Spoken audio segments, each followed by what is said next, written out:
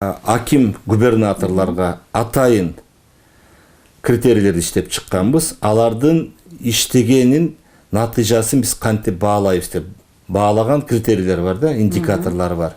Ошону мен жана айтып кетпедимби? Кудай буйруса, декабрдын ошо экинчи жарымында кеңейтилген өкмөттүн жыйынын кылып, ошол жерден алардын ошол бир жыл ичинде иштеген ишине биз баа беребиз.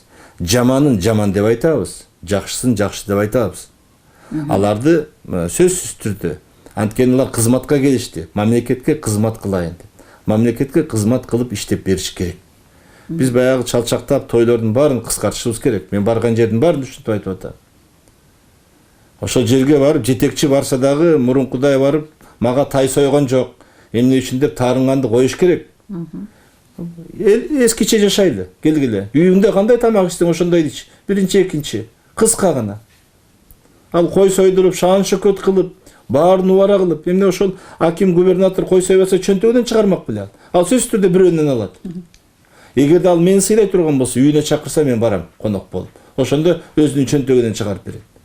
Бирок бардык жерге биз талапты бирдей коебуз. Бир гана премьер-министр, президент эмес, бардыгына бирдей талап болуп атат. И аким, губернатор, айыл өкмөтүнүн башчылары мен айтып атам, иштегиле, Кудайдан корккула.